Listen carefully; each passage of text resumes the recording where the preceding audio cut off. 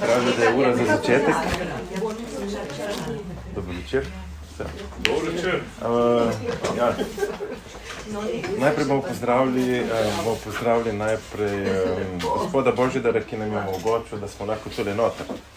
To je knjigarna Antika in evo, hvala lepa za gostovanje tlele pri vas v tem lepem ambientu. Sicer tle je veliko knjig, mi bomo govorili o eni, ki ima noter združenih 66 knjig v Bibliji, pa o drugih stvarih, ampak seveda naslov je lekcije iz Gomore in to diši po Izraelu, to diši po puščavi, to diši malček tudi po enih kemikalijah, ampak o tem malček kasneje. Okay? Mi dva z Vesno, sva Andrej in Vesna, sva sicer iz Kopra, ampak čast za začetek pri tej predstavitvi bi moral dati pa Vesni iz enega posebnega razloga, ki ga bo pa ona povedala. Začela, ker ti. Ja, dober večer, jaz sem Vesna Florjančič. Drugače sem Celjanka, no, tako, rojena v Celju, večino otroštva sem preživela v Celju, tukaj je bila Zidanškova ulica, zdaj je Gosposka, kaj ne, pa potem na Polulah, no, tle sem imela detke, babice in tako zdaj pa živela v Kopru, no. Imela sva ta privilegij z Andrejem, da sva bila dvakrat v Izraelu in je bilo res izredno zanimivo, bolj kot si mogoče vnaprej sploh predstavljaš, ne. Nekako, kar ne moreš verjeti, da se v resnici še dosti tega, kar v Svetem pismu beremo, to dejansko še danes vidi. Da se to vidi, da po teh istih cestah, istih potkah, iste stavbe, ista mesta in je to res izredno veličastno in te še bolj navdihne, da bi si želel potem Božjo besedo brati oziroma še več razumeš, še več teh koščkov se ti zloži skupaj, tako da če boste kadarkoli imeli priliko, vam res zelo svetujem, da greste in si omogočite ta privilegij. Tako, ja. Mogoče je danes še ena posebnost, ker lahko kliknemo parkrat po računalniku, gremo na internet in si stvari pogledamo od blizu, greš na prav tisti prostor, na tisto cesto, vse vidiš in ko enkrat stopiš iz letala in se pojaviš na tisti ulici, je tako, kot da bi vstopil v pravljico, bi rekel. Ali pa v zgodovino, no? Zgodovino, bom se popravil. Pravljica je tisto, kar se pravi in pripoveduje zato, da se skrajša čas. Zgodba pa je tisto, kar se je zgodilo, tako da stopiš v zgodbo. Evo, ko stopiš iz letala, stopiš v tisto, kar se je tam dogajalo in več, ko poznaš, bolj zanimivo je. Bolj gre v podrobnosti in nekaj od teh stvari bo lahko danes pokazati. Dejansko celo, ko že prideš na letališče in imaš že let, recimo že mi sva z Italije letela, naprimer v Veneciji, ko se že začnejo ljudje zbirati, so sami večinoma Izraelci, ki so oblečeni, taka oblačila podobna, o katerih pri Stari zavezi precej piše, ne? In to dejansko oni še tako delajo, ne? Tako da se ti že kar začne potovanje že tam, no? Tako. Mogoče še par besed še ob tej prvi sliki, zakaj Izrael, zakaj Izrael zanimiv. Beremo o Abrahamu, ko je bil že star in ko njegova žena je bila že tudi izven rodne dobe in je dobil obljubo, iz tebe bom naredil narod. To je, če tako beremo, edini narod, ki se ni kar tako razvil, ampak ga je Bog naredil. In ko prideš z letalom nad Tel Aviv in vidiš tisto veliko mesto in rečeš, se je res tako, kot piše, kakor peska ob morski obali, jih bo prišlo ven iz tebe. In to se je res zgodilo. Seveda, kdor bere Biblijo, vidimo, da razlog za to, da je ustvaril narod, je zelo pomemben razlog, kako se je potem zgodilo. Iz naroda je prišel rešitelj. To je vse bilo povezano in še vedno je in ima smisel vse skupaj, rep in glavo in detajl. Ne? Vemo, da najprej je šel v Egipt Jožef, ki so ga na grd način bratje odrinili od sebe, bil je ubogi, bil je odrinjen, bil je poteptan, ampak v bistvu je Bog iz tega pripravil rešitev. Ko so prišli vsi ostali, mogoče bi to takole povedal. Na koncu, ko so odšli, kasneje seveda iz Egipta, piše, da so oplenili Egipčane. In včasih mi je zvenelo oplenja, ni to kar malo roparsko, ne. V resnici, saj so prosti sosede in sosede so dali te zlate stvari in da so odnesli, ampak če pomislimo, ko je prišel Jožef in je povedal, kaj bo, od Boga imel razodetje, in je povedal, bo 7 let obilja, potem bo 7 let lakote. In še danes so v Egiptu ogromna skladišča za žito, velike jame v globino, široke in z kanali, kjer so zbirali to žito, to so spet znamenja vsega tega, kar se je dogajalo. No in v bistvu on je rešil celo državo. In potem, ko so k njemu hodili kupovati žito, je rekel, prodajte mi polje, prodajte mi vse, in jih je kupil v bistvu za faraona. Na koncu je v bistvu rešil državo in na koncu so jih hoteli, ko so potem hoteli Izraelci oditi, so jih hoteli kar nagnati, pa še to jih niso pustili dolgo. Ampak hoteli so jih pustiti seveda praznih rok. In tisto, kar so odnesli s sabo, je na koncu koncev malenkost proti nacionalni rešitvi, ki je bila prej z tistim žitom in z Jožefom, če tako pogledamo, ne. Ampak zdaj moramo pa iti res tole naprej. Evo, tole je ta prizor, ko prideš z letalom, to je že odhod sicer iznad kraja Tel Aviv, kjer je glavno letališče in edino večje tako letališče. Tukaj vidiš res, kako je to mogoče, toliko ljudi, toliko hiš in v mislih bi vam povedal še eno stvar, kaj je dobro v mislih. V stari zavezi, ko je Bog naredil zavezo z Izraelom, jim je rekel, če boste z mano držali se svojega dela zaveze, vas bom čuval, vas bom blagoslovil, vam bo dobro, sovražniki vas ne bojo niti marali napadati, vse vam bo dobro. Če pa boste prelomili zavezo, vas bom pa odgnal in boste kaznovani, boste razpršeni po celem svetu. In to se je zgodilo po letu 70, ne 1000, ne 1900, ampak letu 70, to je takrat recimo 40 let po Jezusovem življenju na zemlji, je bil hud napad na Jeruzalem, pregnali so Jude in podrli vse, tempelj je bil podrt in od takrat naprej se je začela tam tako rekoč puščava. Lahko bi vam prebral, pa nimam danes tu pripravljeno, zapis od enega znanega ameriškega pisatelja, Mark Twain. Živel je že pred nekaj časa in je nekoč rekel, grem jaz pogledat v ta Izrael, on ni bil navdušen kristjan, ampak on je bil bolj skeptik. Je rekel, grem pogledat v Izrael, kaj je to za ena stvar. In se je našla prilika, neka delegacija je šla z ladjo tja v Izrael in potem s kamelami in tako naprej so šli tam okoli. In njegovo pričevanje je v čudovitem jeziku, umetniškem, kolikor ga jaz razumem, angleščine, ampak dejansko je rekel, kamorkoli greš, 30 km moraš hoditi, da sploh srečaš kakšnega puščavskega beduina, to je ena revščina vse skupaj, to je sama sol in pusta zemlja, niti sončni zahod ni več zanimiv za gledati, vse je pusto. In če pogledate danes, Izrael med vodilnimi v informatiki, v medicini, v, kako se reče, v kmetijstvu, bi lahko še naštevali. Nekoč sem poslušal premiera, je povedal, katere vse velike firme imajo svoje razvojne inštitute pri njih. In rečeš, kako? Pred 100 leti je bilo tole še prazno. Veste, da leta 1948 so po nekaj prihodih v Izrael ustanovili nekako na silo po spletu okoliščin in bom rekel še pod nekim višjim vodstvom, so ustanovili državo. Prišli so goloroki od povsod, nekako so tam si izborili prostor in ustanovili državo, ki je bila potem priznana. Potem ves ta čas sploh ni obstajala hebrejščina, jezik. Oni so ga obnovili in to je menda unikaten primer na svetu, da je nek jezik, ki je bil mrtev, kot da bi mi rekli esperanto, pa ni zaživel, pa da bi rekli en drug jezik, pa ne zaživi. In tu je zaživel, hebrejščina spet živa.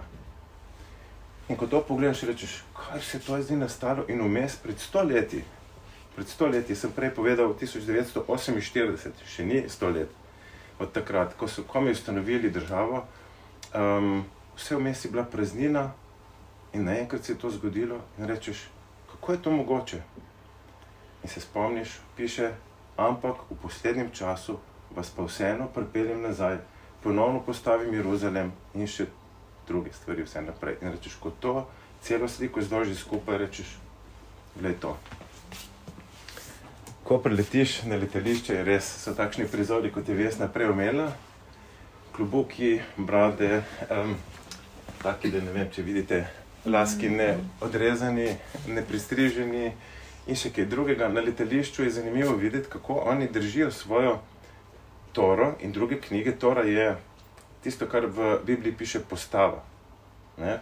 Zakon. Postava je v resnici Tora in zajema prvih 5 Mojzesovih knjig, oziroma 5 Mojzesovih knjig. To je Tora. In oni imajo to Toro in še nekatere knjige druge, in tudi preroke in psalme in tako naprej. In ko pridejo na letališče in ko je ura, oni si privežejo, saj veste, piše, priveži si jo mojo besedo, kakor med oči, in imajo neke škatlice, si jo tako privežejo okoli in na roko in si privežejo, pride in vidiš, ko je ura, oni tam molijo. Sredi, bi rekel, čakalnice za letalo, 5, 10, 15, 20 ljudi tam si vzame svojo svobodo in ima tam svojo molitev. Ko greste po mestu, in to drugod, povsod se srečate simboli oziroma znameni tega ortodoksnega judovstva. Za tiste, ki smo razumeli, da je vse to vodilo do izpolnitve, ki je v Jezusu iz Nazareta, ti je hudo gledati, ko čakajo še na Mesija. Pa dobiš prometne znake, kjer je nalepljen nekdo, ki je menda bil Mesija.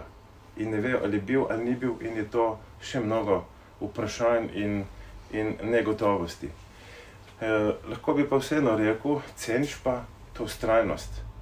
So posmeh drugim narodom, so jih zaničevali, oni vztrajno držijo to, kar mislijo, da je od Boga zapovedano, da držijo vse to. Ne? No, tukaj je en prizor, ko sva eno noč, oziroma nekje v Bet-Šeanu, en kraj v nekje sredini Izraela, in sva našla nek poceni apartma za prespat. In tukaj je izgledala pač ta kuhinjski prostorček in če vidite, tam zgoraj je en list na steni obešen, seveda ne vidite, kaj piše, zato bomo malo približali. In piše, prosimo, ne prižigajte ognja in ne kuhajte na šabat. Tako resno je to, ne? Se pravi, če je sobota, takrat se ne dela, trgovine zaprte, avtobusi ne vozijo, takrat je mir. In ko vprašaš pa kristjane, pa rečejo, najbolje, da prijete v soboto, takrat je vse mirno na ulicah, takrat se lahko mirno sprehaja. Tale je ostalo. Sem hotel umakniti prometni znak, pazi na kamelo, v 3 jezikih, vozi počasi, ni bilo to mišljeno, zdaj pa bi vam natresla še par takih drobcev iz najine poti, ne bojo prav neka urejena tema, ampak malo tega, malo onega, da dobite malček okusa. Evo, zagledaš takšne napisne oziroma, kako se reče, krajevne table, Bet-Šean, Jeruzalem, oboje v 3 jezikih, na vrhu je po hebrejsko. A vam pokažem, da znam prebrati? Jeruzalem. A ni v redu? Ok, se bere z desno v levo. Ne? Tako preizkusite nekoga, mu rečete, glej knjigo, ne, hebrejsko, ja, znam jaz hebrejsko brati, in če odpre takole knjigo, je že zamočil, ne, morajo takole začeti na tej strani. Ne? Ja. To je še ena od posebnosti tudi hebrejščine. No? Pa še mogoče kot zanimivost, tam kjer piše Bet-Šean, Bet pomeni hiša. In imate Bet-Lehem, hiša kruhov. Imate Bet-Sajda, hiša ribištva. Imate Bet-Faga, hiša fig. In še je teh hiš veliko v Izraelu. In če pomislite, da je Bet-Lehem, hiša kruha, tam, odkoder je prišel kruh iz nebes, rečeš, wow, tole ima celo neko logiko v zadnji, to je lepo. Naslednja tabla je takale, piše Magdala. Vam zbudi kakšno asociacijo? No, gospa, ki je bila iz tega kraja, in mi rečemo Marija Magdalena. No, tukaj bomo samo omenili to, da Marija Magdalena je imela težavno življenje, beremo, da je bila obsedena, ampak jo je Jezus osvobodil. In potem je bila čudovita oseba in je hotela slišati in vzeti vse, kar je bilo možno. Bila je pri grobu, bila je pri učencih in verjamemo, da je imela čudovito spremenjeno življenje. Evo, Magdala obstaja in Marija Magdalena je tudi obstajala.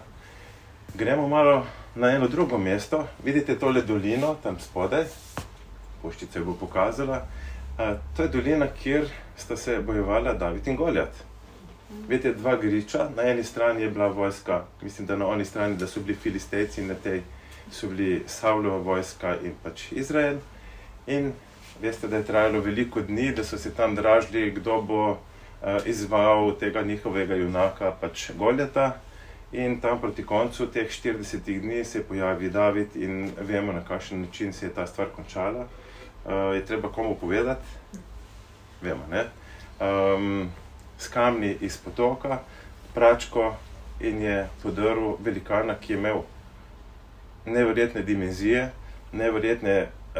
neverjetno maso zaščitne opreme, neverjetno maso orožja, ampak David je rekel, jaz prihajam v imenu Jahveja, živega Boga, in dovolj je bilo malo prostora pri čelu, da je tisti kamen našel svoje mesto. No, gremo še malo naprej, pridemo do ene reke. Če bi vas vprašal za kakšno reko v Izraelu, boste rekli Jordan. In boste rekli prav, boste povedali prav. To je taka, v tem času je videti taka rjava, motna reka, nič posebnega. Na drugi strani je že država Jordanija. In če bi malo počakali, bi tu dol prišel kakšen vojak s puško in pogledal, če je vse v redu in itak kaj pa če biti, ampak tukaj je jordanska zastava in jordanska vojska. Mi smo pa na tele strani in sem na to mesto se pride včasih kdo tudi krstiti. Tukaj je bilo mesto, kjer je Janez krstnik krščeval, kjer so Jezusovi učenci krščevali, kaj tudi Naman se je tlele potopil 7-krat, veste, ko je bil rešen potem Gob. Pa Izraelci so tule čez prišli, veliko stvari se je tle dogajalo. In tudi danes se še dogaja, recimo nekdo se odloči, da bi se rad tule krstil in pridejo, midva so naletela ravno na eno ekipo, je bilo iz Španije ali tam nekje, in so prišli, da se bodo pogreznili, potopili, kar pomeni grška beseda bapto, potopili pod vodo in se na ta način krstili, tako kot se je v tistem času tudi to delalo in se še danes. Zdaj se pomaknemo še nekam naprej, bolj na sever. Na severu je eno jezero, ki se imenuje Galilejsko jezero, pa se imenuje tudi Tiberijsko morje, pa se imenuje še Genezareško jezero. Vse tri imena so po nekih krajih, oziroma Galileja je pokrajina, Tiberija je eno mesto, kar tako zdaj turistično lepo in tako razvito mesto, in pa še Genezaret, mislim, da je en starejši kraj in ta tri imena se uporabljajo. In zdaj bi vas peljal tlele v Kafarnaum. Kafarnaum, veste, da je večkrat omenjen v Novi zavezi. In iz zraka je to videti takole, bomo šli pogledati malo bliže. Se pravi, zdaj smo nekje pri temle jezeru, na enem pač na obali tega jezera je Kafarnaum. Tukaj je celo njegovo originalno ime, Kfar-Naum. Mislim, da Kfar pomeni vas, Nahum pomeni spokojna, nekako spokojna vas, ampak nisem prepričan v svojo hebrejščino, v svoje znanje hebrejščine. A Kafarnaum je isto kot Kfar-Nahum, to je ista stvar, ne? Poglejmo malo od bliže. Se pravi, tisti košček, ki smo ga prej videli tamle v kotu, si ga bomo zdaj dali malo na večje, zato da vam lahko pokažem par nadaljnih slik. Tisti košček je zdaj tukaj. Slika je motna, slika oziroma vir slike vemo, da je Google Earth, kjer lahko pogledaš, ampak seveda ostrina potem ni več za nas običajne uporabnike, ni več uporabna, ampak za moj namen bo. Glejte, tukaj piše sinagoga, tukaj piše Petrova hiša. Ni bila Petrova hiša večja od sinagoge, ampak to je pokrit prostor, kot zdaj kot muzej, pokrito nad arheologijo, kar je od spodaj. In spodaj so potem zidki in ostanki tega, kjer zelo močno in tradicije in kolikor je virov, trdijo, da tam je moral živeti Peter. Jaz bi dodal, tam je moral potem živeti tudi Andrej, njegov brat, pa njegova tašča, ki je bila ozdravljena, pa tudi žena seveda, če je bila tašča, pa je bila kar ekipa. Zakaj piše tam, ko prideš v Kafarnaum, tabla, piše Kafarnaum, mesto Jezusovo. Jezus se je rodil v Betlehemu, živel je v Nazaretu, ampak potem se je preselil zares v Kafarnaum in tukaj se je veliko stvari zgodilo. Tukaj je shodnica v Kafarnaumu. Kaj je shodnica? Shodnica je sinagoga. Ok, kaj je sinagoga? Judovski prostor za branje pisma, za debate, za pouk, za učenje, pač duhovni ali pa religiozni prostor. Ne? Si predstavljate tukaj stopiti in reči, naprimer, ni vam Mojzes poslal kruha iz nebes, moj oče vam daje kruh iz nebes. Jaz sem pravi kruh iz nebes. Pred množico, ki ni bila zmeraj pripravljena vsega poslušati. In tukaj so bile izrečene tudi še nekatere druge bolj direktne, ostre besede. Predstavljajte si biti sam proti mnogim, učenci so bili še verjetno malo preplašeni, še začetniki. Jezus je imel to službo in pravi, poslušajte me tako, pa tako je, vi farizeji in podobno. Ne? Ali pa da pride sem nekdo, ki je bolan, ampak glej ga, glih tisti dan je šabat. A naj ga ozdravimo, naj ga ne ozdravimo. Jezus ni imel vprašanj, to se je samo preprosto zgodilo. In potem seveda religiozna komisija v ozadju pravi, čuj, vse je v redu, ti ozdravlja, ampak ne na soboto. Soboto moramo spoštovati. Vse je res, sobota je nekaj posebnega, ampak tako. Tale sinagoga je bila, oziroma tista sinagoga, ki je bila na tem mestu, je bila podrta. In potem so naredili kasneje novo, še vedno v starih časih, ampak ne več v Petrovih in Jezusovih.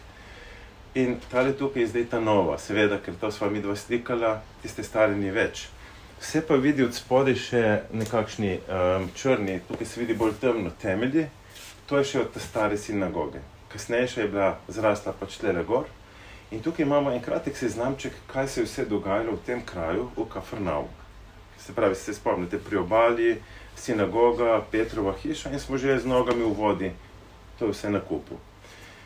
Tukaj je bil en moški z nečistim duhom in ga Jezus osvobodil, to se je zgodilo v Kafarnaumu. Potem jim je tudi povedal tiste stvari,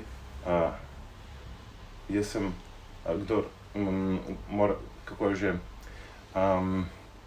težke besede piše, kdor ne pije moje krvi in je mojega mesa.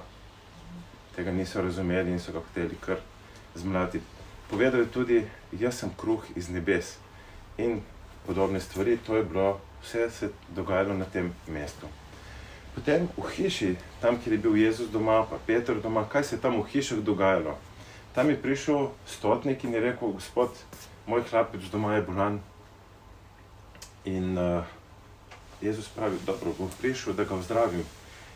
In stotnik pravi, ma ne, jaz glej, nisem vreden, da prišti k meni v hišo, ti samo reči besedo in bo dovolj. Wow. In Jezus je rekel, wow, kako to misliš? In pravi, glej, sej, tudi jaz sem oficir, jaz ukažem in se zgodi, ti ukažeš in se bo zgodilo. In je rekel, take vere še nisem videl v Izraelu. In potem tukaj se je zgodilo to, ko so mrtvovodnega, tistega hromega, ki ga niso mogli zaradi množice pripeljati pred Jezusa, so ga spustili skozi streho. Ne vem, ali je bila to Petrova hiša ali Jezusova, kakšna druga, ampak tu nekje se je zgodilo v Kafarnaumu. Potem je Jezus enkrat Petra vprašal, ti Peter, kako je s tem davkom, ali plačujejo carino domačini ali tujci in tako naprej. In potem veste, da je šel iskat prvo ribo, ki je ujel in je dobil zlatnik, da je poračunal davke za sebe in za Jezusa. Ne?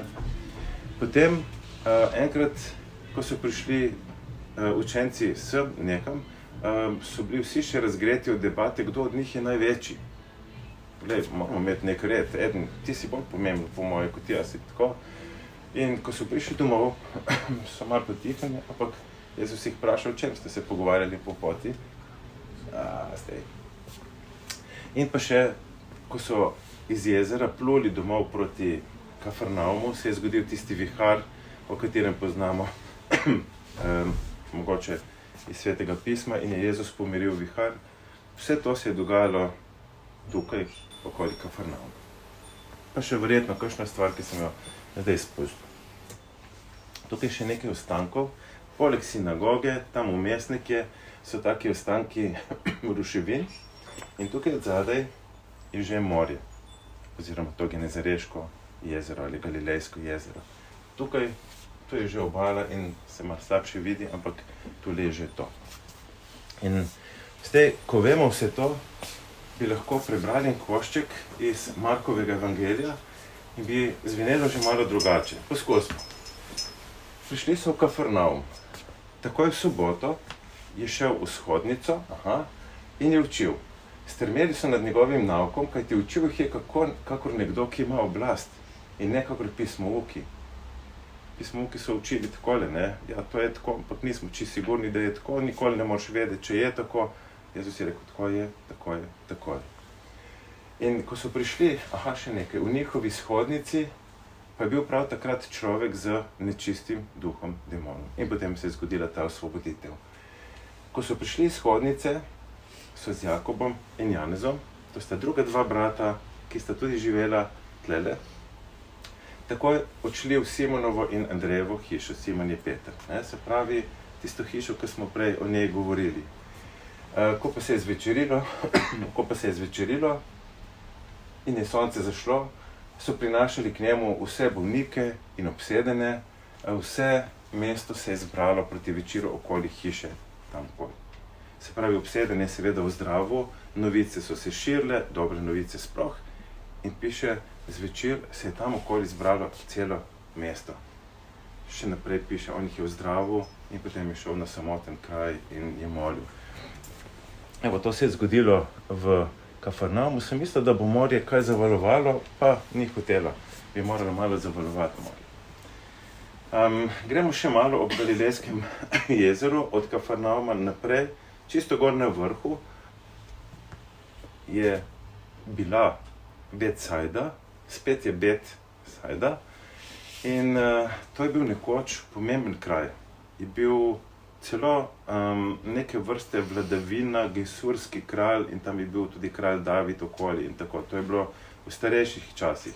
Pozneje je bila pa to pristaniška naselbina, kamor so šli tudi učenci in so bili v Betsaidi, iz Betsaide in so imeli promet tlele vmes. Kaj najdemo danes tam v Betsaidi? Ostanke nekoč očitno urejenega mesta. Spravi, to je tlakovana pot, obdana z obeh strani z nekimi kamni in potem so tule še pač napisi, tle vhod bil v stari del mesta. In čeprav zdaj izgleda tako bolj bogo, so bili tole imenitne stvari, to so bila dvojna vrata. Nekje piše, da je David sedel med dvojnimi vrati, to je bilo to prvo neka kamnita stvar, se je šlo noter in pol še druga, to je bila varnostna zadeva, ne? Ti si šel najprej noter, pol te zaprejo, pol ti odprejo, kot v zaporu. Ali pa kot tiste rampe za avtomobile v kakšnih parkiriščih. In še tole še ena slika, če bi dobro pogledali, tle so neki oddelki, to so bile ene stvari, ki so bile z mnogo truda postavljene. Jaz se čudim velikokrat, kako so mogli oni te skalote vlačiti in jih zlagati in jim nekdo moral ali dobro plačati, ali so morali imeti res dober motiv. Ker taka stvar ni šala zgraditi. Tako, gremo naprej še s kakšnimi drobci, ali je že čas za tisto, kar je v naslovu naše današnje zgodbe. Gremo naprej na Gomoro zdaj. Upam, da ste vsaj nek vtis dobili, kaj se tam malo dogaja. Nismo videli Jeruzalema, ste videli to?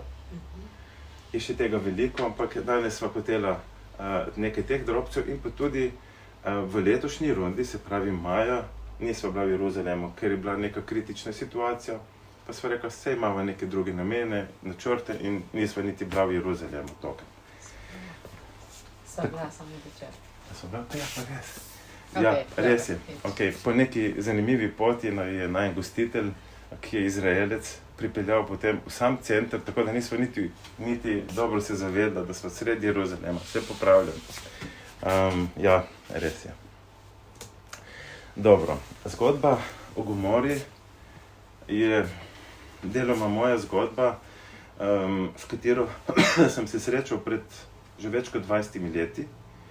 ko sem brskal naokoli in našel podrobno poročila in srcem napisana nekega arheologa po imenu Ron Wyatt, ki je odkril češ kraje, kjer bi skoraj gotovo morala biti Sodoma, Gomora in ti kraji, polno znamen in celo neke koščki žvepla. Tole se mi je zdelo pa sprav zanimivo in če boste šli na tole spletno stran oziroma napišete Biblija in arheologija, boste našli med prvimi 5 zadetki, verjamem tole, in tukaj piše o Sodomi in Gomori v slovenščini. In vse tole, kar je tu napisano, še vedno velja, s tem, da bi danes našli številne posnetke na YouTubeu, takrat še ni bilo YouTubea pred 20 leti, kjer najdeš posnetke z dronom, laboratorijske slike, fotke, kako so izkopali to in ono, v glavnem, samo da ti še ne pripelje v dnevno sobo.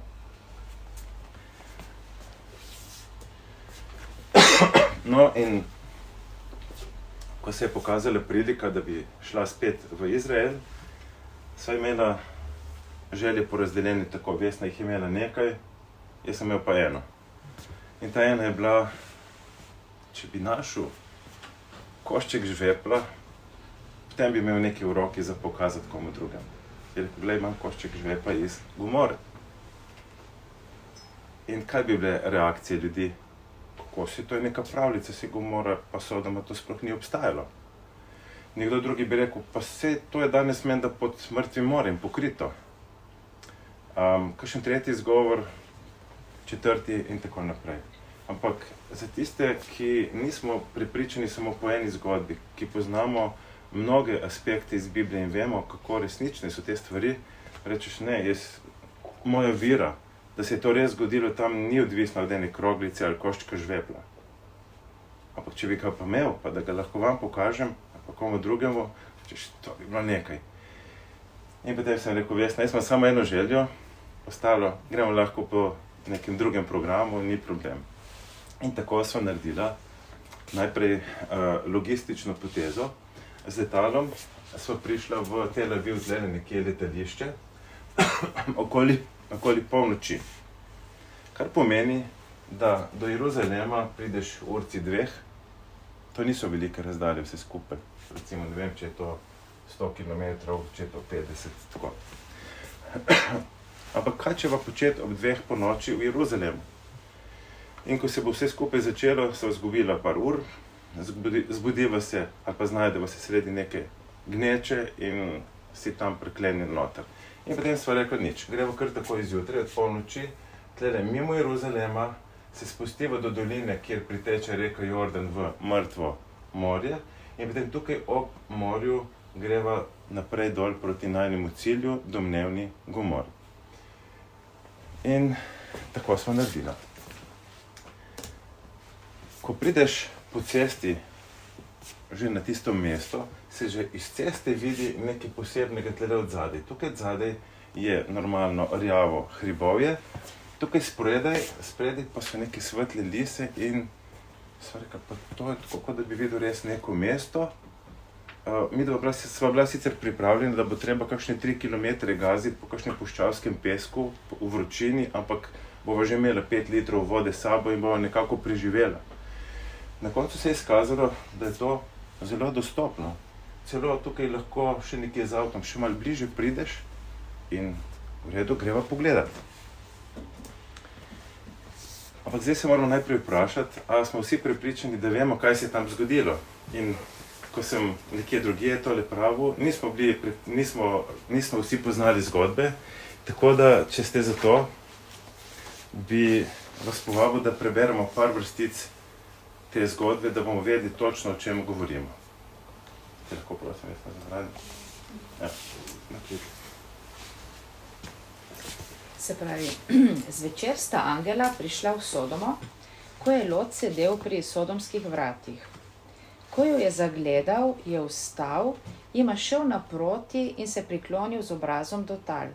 Rekel je, prosim gospoda, stopite v hišo svojega služabnika, da prenočita in si umijeta noge, zjutraj pa vstaneta in odideta po svoji poti. Preden sta legla, so hišo obstopili meščani, sodomski možje, moški vsi od dečkov do starcev, vse ljudstvo do zadnjega moža. Klicali so Lota in mu rekli: kje sta moža, ki sta nocoj prišla k tebi? Pripelji jo ven k nam, da ju spoznamo. Lot je tedaj stopil ven k njim na prag, zaprl vrata za seboj in rekel: nikar, bratje moji, ne delajte hudega. Glejte, imam 2 hčeri, ki še nista spoznali moža, naj ju pripeljem k vam, da storite z njima, kar boste hoteli. Samo tema možema ne storite ničesar, saj sta prišla v senco moje strehe. Rekli so: poberi se. Potem so rekli: nekdo je prišel sem kot tujec, pa bi rad razsojal. Tebi bomo storili še kaj hujšega, kakor njima. Silno so pritiskali na Lota in bili na tem, da razbijajo brata. In moža sta rekla Lotu: imaš v mestu še koga, morda zeta, sinove, hčere in sicer kakega svojega človeka, odpelji jih iz kraja. Midva bova namreč ta kraj uničila, kajti njihovo vpitje, ki je prišlo do Gospoda, je prehudo. Zato naj jo je Gospod poslal, da ga uničiva. Lot je šel ven in govoril s svojima zetoma, ki sta nameravala vzeti njegovih hčeri. Rekel je: vstanita, pojdita iz tega kraja, kajti Gospod bo mesto uničil. Toda zeta sta mislila, da se šali. Še naprej?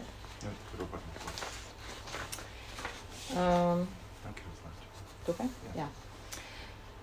Sonce je vzhajalo na deželo, ko je Lot prišel do Zoarja. In je Gospod storil, da sta od Gospoda z neba deževala na Sodomo in Gomoro žveplo in ogenj. Razdejal je ti mesti in vso pokrajino, vse prebivalce mest in vse rastlinstvo te dežele. Lotova žena, ki je bila z njim, pa se je ozrla nazaj in postala solnat steber. Zgodaj zjutraj je šel Abraham na kraj, kjer je bil stal pred Gospodom. Pogledal je proti Sodomi in Gomori in vse naokrog po pokrajini. Pogledal je in glej, zemlje se je vzdigoval dim, kakor bi se kadilo iz peči. Ko je Bog uničil mesta pokrajine, se je spomnil Abrahama in poslal Lota proč od razdejanja, ko je razdejal mesta, kjer je prebival Lot.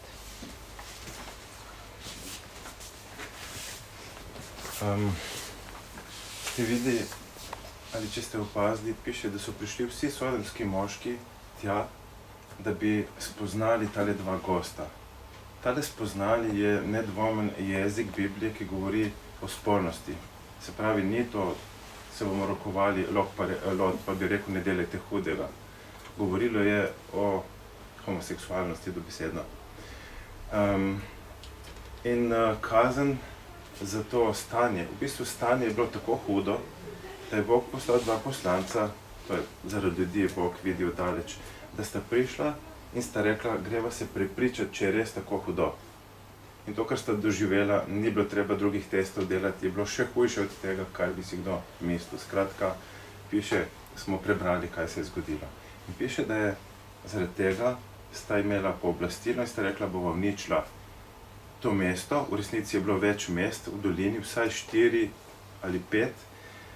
In Lota pa sta izpeljala z njegovimi hčerkami 3 ven. Žena se je po poti še ni odločila, ali bi res šla in se je obračala preveč nazaj ali pa obrnila, in je to zapečatilo njeno usodo. Ne moreš odhajati in si želeti iti nazaj. Zeta sta mislila, pa ta se zafrkava, kaj tle hoče. Tudi meščani so rekli Lotu: glej, ti si prišel kot tujec, pa kaj se tle zdaj delaš, da nam hočeš soliti pamet, pa nas tle obsojati, kaj zdaj delate, kaj si ti neki sodnik. Očitno jim je Lot že kdaj kaj govoril in to mene nekako utrjuje v prepričanju, da so oni slišali tudi od tega Lota tujca, da to, kar delajo, da ni v redu. Čeprav so po svoji vesti sigurno vedeli. Ampak ko so bili že tako daleč odločeni, potem očitno ni bilo več pomoči, kazen je bila razglašena in kazen se je zgodila. Bi verjeli, da se je to zgodilo? nekdo bi rekel, ma ne, kaj takega se ne more zgoditi, pa tako, ampak zapis je zelo natančen in če še tako povem, recimo, lahko bi gledali tudi kronološko po Bibliji, ta kronologija je zelo zanimiva, pogledaš kdaj, piše, ta je imel pri tolikih letih sina, tisti sin, prvorojenec je imel pri tolikih letih sina in seštevaš ta leta in lahko precej natančno ugotovimo, kdaj je tole se zgodilo. Zdaj pa poglejmo še iz zraka, kolikor se vidi. Glavna cesta, ki tule nekje spodaj je mrtvo morje, takole. Glavna cesta pelje takole mimo in tukaj treba samo zaviti malo na desno in pridemo tlele že na eno parkirišče. Tukaj je naprej ena znamenita stvar, ki se kliče Masada. Masada je en hrib in čisto na vrhu je v krogu, nekako vdolbina in je bila ena velika trdnjava judovska, kjer se je končalo tragično, kruto, krvavo, še zadnji Judje, ki so se nekako branili v neki bitki in se je zelo žalostno tam končalo. Ampak nas to zdaj ne zanima. Tukaj je turistični center, se pravi čisto normalna cesta. Od tukaj vodi tudi žičnica gor, lahko se odpelješ, lahko hodiš. No tukaj pa je parkirišče. In če vidite, tlele se tale del, tukaj kot ga jaz pokažem tole, in tole je svetlejše barve kot ostala podlaga. Zakaj? In samo ta del je svetlejši, ostalo ni. Tole je še vedno to parkirišče, ki sem ga prej omenil. Midva sva se pripeljala z avtom na tole zemljišče tukaj in pred nama se pojavijo taki prizori. Tole je živo, svetlo, skoraj bela, rumena barva. Tole od zadaj je temno rjava. In vidiš naenkrat, takšen kontrast v barvi, se pravi, samo to področje je belo. Ali pa skoraj belo, svetlo, svetlo rumeno. To od zadaj je rjavo. Zdaj pa nekaj prizorov iz tega področja. Potem zagledaš tako stvar in vam bom poskusil pokazati kakšen detalj. Glejte, tule zgoraj je en vogal, ki ima navpično en rob tja in so v bistvu zelo pravilni robovi. In gledaš, kako lahko sredi puščave najdeš take pravilne robove. Očitno pa se je seveda čez dolgo leta tudi marsikaj posuvalo in se posuje tako pod takšnim kotom, mislim, da je 60 stopinj, pesek se posuje tako dol. V glavnem, vidiš take robove in je nekako nenaravno, da sredi puščave zagledaš take stvari. Tukajle se še bolj vidi kontrast v soncu, živa svetlo rumena barva, kot je barva žvepla, ali pa kot je barva apnenec plus žveplo plus temperatura pride, ne bom zdaj kemije, okej. In tukaj zadaj spet še vedno ta rjava barva. Tale stvar tukaj, sta tukaj precej pojedeni, ampak če je bil to vhod v mesto, kot je tole videti, ponavadi pričakujejo, da je tle bila kakšna sfinga ali kakšen tempelj v obliki kakšnega stolpa, zigurata, kot je bil kakšen babilonski.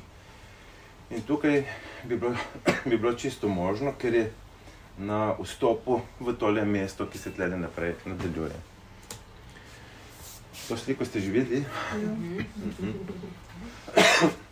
Če sredi puščave zagledaš tako stvar, a ni malo čudno? Meni deluje tako impresivno. Sredi puščave stoji tako gor. Očitno je bilo še eno nadstropje višje in se je začelo kaj posuvati in se je dolgo posuvalo in tole je ostalo. Drugo je ravna podlaga okoli. In tukaj se sprehajaš okoli in gledaš, to so koliko visoke stvari bi to bile? 10? A prav kot hiše. Prav kot hiše. Gledaš, kot da bi hodil po ulicah. Nekateri poročajo, da so celo skopali kakšne stvari, ampak jaz tega ne vem, nisem preveril in ne morem tega trditi. Vesel bi bil, če bi našel kakšen košček žvepla. Spet malo večji prak, zelo lepa oblika, spet in okoli. Če bi malo obrnili pogled, bomo pogledali še malo v desno, tako malčkena panorama, da je nekako, nekje so tudi prav izrazite okrogle stvari, dobro okrogle.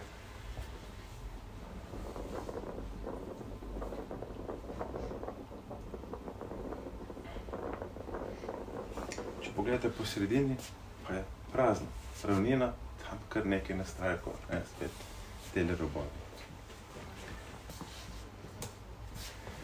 In potem je tlele se pojavilo vprašanje, ali bo uspelo kje najti kakšno kroglico, in ko so začela hoditi okoli, so rekli, gledaj, če je kaj bilo, je verjetno že pobrano, in tukaj nekje boste videli podplate mojega obuvala in mogoče boste zagledali celo kakšen košček bele kroglice.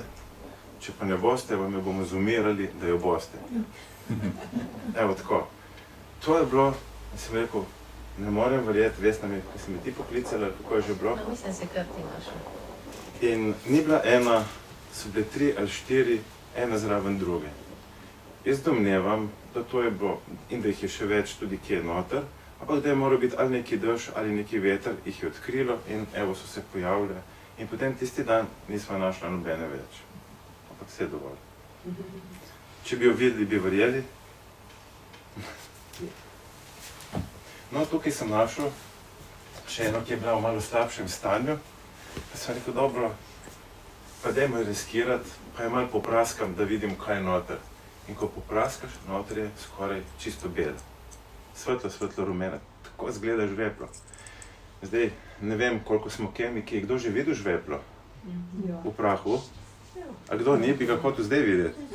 Čak, da vidim, če imam kakšno... Prodaj treba žveplat. Je? Sode je treba žveplat. Zdaj sode je žveplat. Evo, tako tole je kot iz šolskega kemijskega laboratorija. Žveplo oznako ima S kot sulfur in lahko si pogledate. To je pač navadno žveplo. Pravijo, da je to vulkansko, ker je tako bolj rumeno. Sem videl eno sliko pri nekem vulkanu, nekdo pobira tam in nosi kose takega žvepla, pač za prodajo verjetno. Ampak tole tukaj je malo drugačno. Jaz verjamem, da je čisto pravo žveplo, obstaja malo drugačno, tako bolj svetlo, ki ga menda v naravi ni. To je nepreverjeno, tako sem nekje prebral. Sem že dogovorjen, da ga bom odnesel na analizo, da mi pove, koliko procentov žvepla je, ampak jim je zmanjkalo za 2 dneva, da bi to bilo že danes tlele rezultati, tako da pričakujemo kratke do te rezultate. A ja, seveda, če sem hotel dobiti rezultate, potem sem moral kroglice vzeti s sabo, a ne da? No, tukaj, ko sem prišel domov, seveda sem hotel narediti nek poskus, ki bi vsaj malo pokazal, če je to res prava stvar. Pravi poskus bi bil, da bi tam v Gomori prižgal vžigalnik in bi videl, če vse 4 gorijo. Potem bi bila to preteklost, potem jih ne bi imel več. Tako sem jih prinesel domov in sem rekel, da naredimo eksperiment. To se je dogajalo na mojem vrtu, ampak se ni videti, da zgleda, ko pravi profesionalni laboratorij. Zgoraj imamo segrevanje žvepla, mogoče se bo videlo, se stali, postane kot zelo tekoča, pač taka kot voda, ostalo se vse zlije noter in bi ga lahko zlili ven. Ko se shladi, postane spet tako plastično. Spodaj bomo pa delali drug postopek, spodaj ga bomo pa skurili.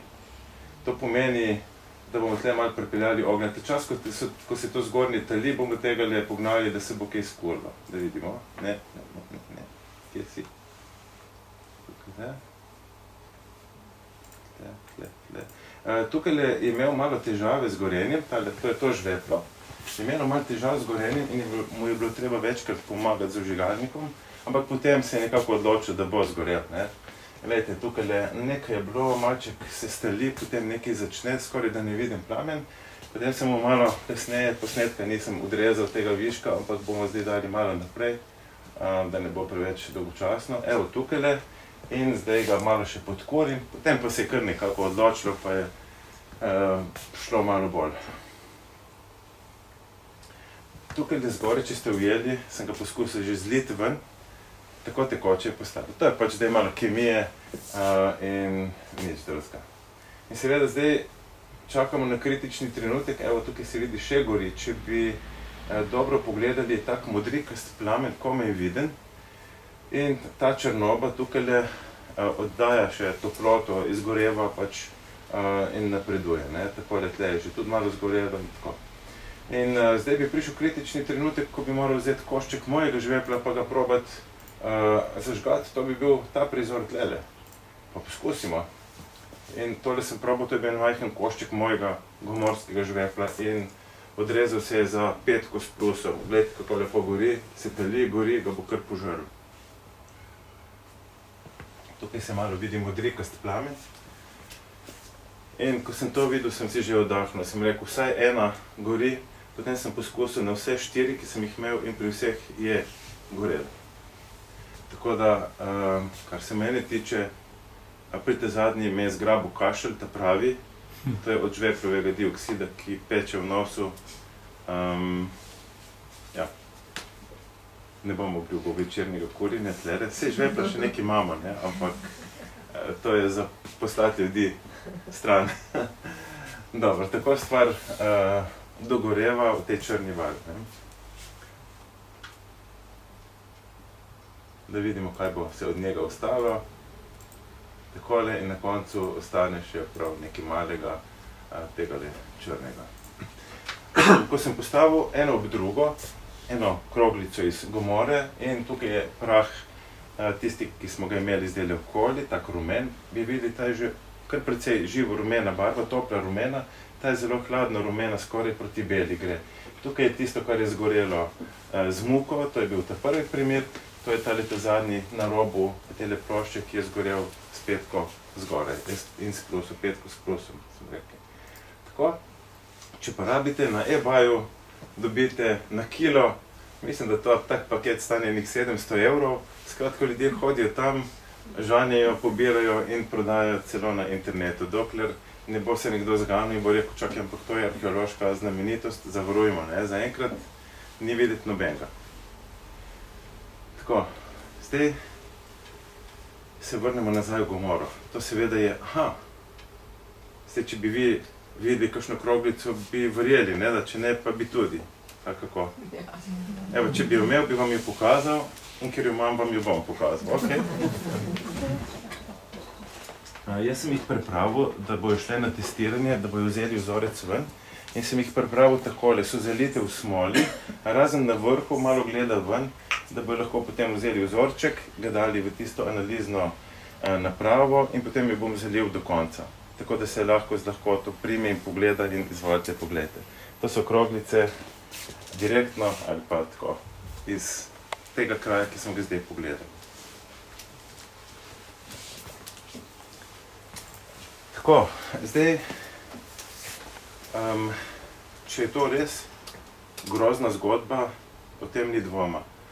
Ampak ali obstajajo še kakšne pričevanja, je kdo še kaj o tem zapisal, je kdo kaj o tem povedal, da bi se lahko prepričali, da so vedeli sodobniki za to stvar, da se je zgodilo, ali po tistih časih. In našel sem nekaj pričevanj, ki verjamem, da so zanimiva. Prvo je zgodovinar, se pravi mož, ki je popisal tudi dogajanje tam na Masadi in tiste krute stvari in še pozneje živel je od leta 37 po Jezusu do leta 100, to sem danes pogledal, tako da si predstavljate, bil je v obdobju malo po Jezusu, še v času apostola Pavla, apostola Janeza, tam nekje. In on je napisal kar ene knjige, ki jih dobite na internetu, to je vse dostopno. In lahko poiščete v knjigi, ki se kliče Judovske vojne, 4. knjiga, 8. poglavje, piše tole. Piše takole.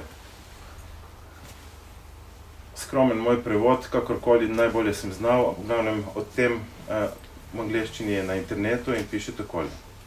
Država Sodoma je bila iz stare najbolj srečne dežele, tako za sadove, ki jih je imela, kot bogastvo svojih mest, čeprav je zdaj vse pogorelo. Zaradi nečistosti njenih prebivalcev naj bi bila zažgana od strele, tako pač on piše, zaradi katere so tu še vedno pomniki božanskega ognja. In pozor, in sledove ali sence 5 mest je še vedno mogoče videti, prav tako tudi pepel na njihovih sadovih, katerih barva je, kot da bi bili primirni za uživanje, to, da ko ga primeš z rokami, razpade v dim in pepel. To so preizkusila, ker so drugi tudi povedali, ko primeš, kakšen je občutek? Ko je žamet. Ko je žamet, čisto tako svilno, to ni pesek, ki te malo popraska, ampak je čisto tako packasto, pepel. Katerih barva je, kot da bi bili primerni za uživanje, to, da ko ga primeš z rokami, razpadejo v dim in pepel. In potem pravi še takole, in kar je povezano s to deželo Sodomo, ima te znake verodostojnosti, ki jih lahko vidimo z lastnimi očmi. To je napisal zgodovina, ni slabo. To se da vse dobiti na internetu, je tele napisano, ki je objavljeno, se bo dalo videti. Ne? Naslednja stvar, kaj je napisal apostol Peter? Tudi on je zgodovinska osebnost, tudi on je zaupanja vreden, sploh v tem času, ko je pisal že pisma, in je napisal o Bogu, piše, in mesti Sodom in Gomoro je obsodil v razpad ter ju upepelil, s čimer jo je za zgled postavil tistim, ki bodo brezbožno živeli. In pravičnega Lota, trpečega od razuzdanega vedenja krivičnikov, je hotel, je rešil. Se pravi, apostol Peter napiše, da je spravil Sodomo in Gomoro v pepel. Ne v dim, v pepel, ker je bila visoka temperatura menda od tega žvepla in je tukaj zelo natančno napisano. In Jezus, spet smo prepoznate Kafarnaum, tista prenovljena shodnica, in Jezus je rekel za Kafarnaum, je rekel, in ti Kafarnaum, ali nisi bil povzdignjen do neba?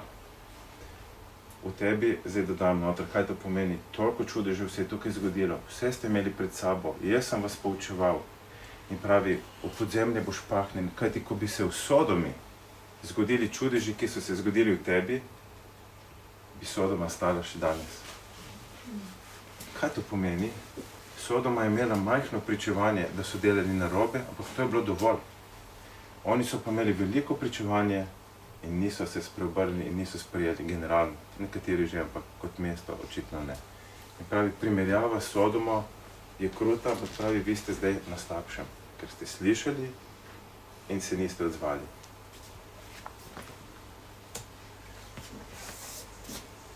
Tole je zdaj Galilejsko morje zares zavalovalo in mislim, da zdaj prihajamo še v en del, kjer bi potegnili še kakšno lekcijo. Sem bil dovolj razumljiv? Ja. Okay, imate kakšno vprašanje? Vam je kaj pustilo vtis, vas kaj muči? Kaj poskusim odgovoriti? Okay. Evo, zdaj stojimo v Galilejskem morju, lepo valovi in zdaj je prava klima za kakšno dobro vprašanje. Jaz sem nekje slišala, da ta Lotova žena, ta solni stebek, da se še tudi da videti. Zdaj takole, jaz verjamem, da se je to zgodilo, da nekje je, ampak kako naj nekdo dokaže, da tisti kamen je in tisti tam pa ni.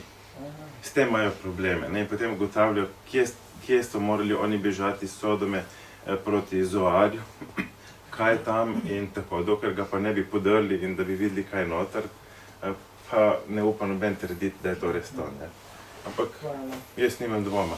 Sem pa ujel eno zanimivo stvar, mogoče celo Jožef Flavij, da sem brskal, če še kaj drugega piše, ali pa nekdo drugi, je zanimivo napisano, ne da se je Lotova žena obrnila, ampak da se je obračala. Se pravi, je kar naprej močno gremo, glej, kaj je, in potem je bilo enkrat preveč. Tako, ne trdim, da tako je, ampak nekje, tako dokaj resnem viru, ali bil Flavij, Jožef, ali je bilo nekje druge. Ja. Eno vprašanje. Zakaj bi sploh dvomili, da sta bila požgane Sodoma in Gomora? Zakaj bi dvomili, da je bil Noetov potop? Zakaj bi dvomili, da je človek 6000 let? Vse se dvomi. Ne vem, mislim, veliko mest je že od kdaj izgorelo. Sploh v Ja. organih jih je zalil vulkan, jih je zasul pepel, Ja. so bila z vojno uničena, v tem primeru so bila žveplom, pa malo solitra zraven, še bolj gori zadeva, če daš malo oglja, celo eksplodira. Ja. Zakaj dvom? Jaz nimam pa sebi tehnično, ne da neke zadeve, Ja. sploh nobenega dvoma, da so pogorela na tisoče, na milijone velikih mest, Ja. pa jih Tukaj- ni bilo več. Tukaj piše takole, ne, da je Gospod Jahve deževal žveplo in ogenj. In zdaj bo nekdo rekel, ja, glej, mi smo ugotovili, pridemo kmalu na te teme, ne, se pravi, če Boga ni, potem se to ni zgodilo, če Boga ni, potem smo mi milijone let se razvijali, potem smo v žlahti, potem se lahko mi določimo moralo, pa delamo kar čemu in gre naenkrat in rečemo, čakaj, kje se je to začelo? Moj odgovor je na prevari, na domnevi, na hipotezi o milijonih let, ko se je človek naj bi razvijal. Bom na koncu še na to temo nekaj stvari povedal. Ne? Zakaj? Mogoče pa lahko tudi zdaj, ker sem rekel, da lahko vprašanje. Ne? Glejte, bom povedal takole, z vidika informatike, moje področje je tudi malo informatika, v šoli učim, in je nemogoče, da bi informacija, ki jo imamo zapisano v DNK, se spremenila na nekaj bolj naprednega. Bom povedal primerjavo. Imamo eno knjigo, ki se kliče Biblija. Noter nastopa, kdo nastopa dostikrat, pa da ni Jezus, recimo. Recimo Abraham. Pa recimo skozi leta se bodo dogajale kakšne napake, ko bojo prepisovali, pa naenkrat se bo Abraham spremenil v Ibrahim, naprimer, kar itak je tudi na vzhodu, ne? A je to možno, da se to zgodi? Abraham v Ibrahim. Kaj bi rekli? Je možno. Je možno. Če pogledamo, je ena proti d. Ampak da bo ta zgodba šla skozi, se mora ta Abraham na vseh mestih spremeniti v Abraham. Prosim? V Ibrahim, pardon, hvala. Ja. Se pravi, a je to še vedno možno?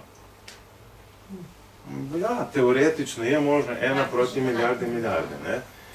Seveda, če bomo zagotovili na milijarde let. Ampak vidimo, da v naravi, kako bi rekel, spremembe, ki nastajajo in da grejo proti boljšemu. Kako pa vemo, da grejo proti boljšemu? Vam povem življenjski primer. Jaz imam enega mačka Čičota doma. Ima čudovit bel rep na koncu. In on hodi tam okoli in štrli tale rep gor, v višino, in ne morete si misliti, kaj dela. Razvija GPS napravo. Veste, kaj je GPS? Da bo vedel, kje se nahaja, da bo lažje našel lokacijo, kjer je nazadnje šel za grem in tako. In potem noben mi tega ne verjame. Zakaj ne? Ja, kaj je to takega? Rep je že, cel maček je tako kompleksen in zdaj tale repek, ki mu gre gor, gledajte, sateliti so ves čas gor, njihovi signali so skozi na razpolago. Ideja, on bo razvil sprejemnik, da bo lovil te signale in se bo bolje orientiral. Zakaj mi nobeden tega ne verjame? Se to je že razvil. Pa ni, če ima prazen rep, zaenkrat. Pa tudi se ne orientiraš tako dobro. Hočem reči, da lahko je reči za nazaj, ja, to se je razvilo in je prišlo do tega. Ampak, a upaš povedati kdorkoli, kaj pa bo naprej? Kaj pa, kako bi rekel, ko bo začel razvijati to napravo, mogoče mu bo štrlena ena žica ven. To bo začetek. Človek vedno ugiba, fantazira. Seveda. Ampak ta žica ga bo polovirala, pol ga bo pojedel sosedov pes in ne bo nič s tem razvojem. Tako primerjava z informatike, z področja informatike, ne moreš reči, da se bo informacija sama razvijala v nekaj bolj naprednega. Lahko pa dobiš iz razvitega mačka enega takega, ki ne bo imel repa, recimo. Ampak iz onega, ki ne bo imel repa, da dobiš onega spet, ki bo imel rep, bo pa veliko težje. To je en primer. In še en drug, ki pa je star od tega poletja, mogoče imam celo tlele še tisto knjigo, prav moram omeniti, ker me je navdušilo, je možakar, ki je raziskovalec na Harvardski univerzi, se ukvarja ravno s temi DNK, človeškimi zapisi in tako. In je ugotovil, bom poskusil povedati, da ne bom koga zamoril preveč, pa ni to pretežko. Glejte, ko nekdo dobi sina, je njegov DNK večinoma se prenesel, ampak ta je ugotovil, da napaka, ki pri tem nastane, je približno rečemo 3 črke. Kot da bi bilo besedilo, 3 črke. Ko sin dobi svojega sina spet 3 črke, ampak ene druge 3. Tako da je iz Abrahama nastal Ibrahim, iz zemlje je nastala Zarja in ene take čudne napake. In ko potem pogledaš sebe danes in ta DNK rečeš, šta ima napako? 1, 2, 3, 4, 5, 30 napak. Aha, ker je pri vsakem prenosu so nastale 3 napake, lahko ugotovimo, da je to šlo 10-krat nazaj, ko je bil unik brez napake na začetku. Upam, da sem nekako tako. In on je ugotovil, da to vse zelo štima, da lahko iz tega celo ugotoviš, katera ljudstva so kje bila, kako se je razvijalo, in predvsem je ugotovil, da tisti prvi original, ki je bil brez napake, je moral živeti pred približno 4500 leti. In to ni bil Adam, ampak je bil Noe. Noe je bil v bistvu iz prejšnjega predpotopnega sveta eden, ki je imel 3 sinove, skupaj so prišli, ampak to je bil eden, iz katerega po njem smo vsi v žlahti. Ne? In to, da mu pokaže miritve, ki se lahko potrjuje, to je precej nova stvar, in mu kaže točno tako, lahko napove, kaj se je dogajalo v zapisu, se da videti. Tukaj je naenkrat se prekinila veriga Severne Afrike in tako naprej, tako naprej. Je fenomenalno, je novo, ampak se zelo točno ujema z tem, kar je v Bibliji, in on je tudi kristjan predaval, lahko ga najdete gor. Zdaj bi morali mi narediti kakšno debato še na to temo. Jaz sem postavil tele nekaj retoričnih vprašanj. Ali je sploh mogoče, da bi se kaj takega zgodilo, ker Bog je dober in kako bi lahko naredil kaj takega? Nekdo bo rekel, gledaj, kaj je Bog kaj takega naredil? Ali bi res hotel Bog uničiti ljudi? Sej v vsakem človeku najdeš nekaj dobrega. Tudi kriminalec, ko pride na sodišče, ali pa jaz, ko naredim prometno nesrečo, rečem policistu, veste, sej drugače, sem jaz čist fejst fant. Ja, v redu, sej ne bi bilo treba povedati, ampak kazen bo vseeno napisana. In ali ni Sveto pismo knjiga o milosti, o prijaznosti? Sej Bog se bo usmilil. Ko se tako vprašamo, jaz pravim, to so retorična vprašanja. Veste, kaj pomeni retorično vprašanje? Ko me ne zanima vaš odgovor, ko ga že vem zase. A bi Bog res tako naredil? Ne bi. A bi res ne bi rešil ljudi? Ma itek, da jih bo. Sploh se ne ukvarjam s tem vprašanjem. Retorične vprašanja so vprašanja, ki ne išče pravega odgovora. Ampak to je zdaj izziv. Če pa vas zanima pravi odgovor, potem boš pa naredil nekatere korake. Boš rekel, hočem izvedeti, hočem brskati. Božja beseda pravi, iščite in me boste našli, če me boste iskali z vsem svojim srcem.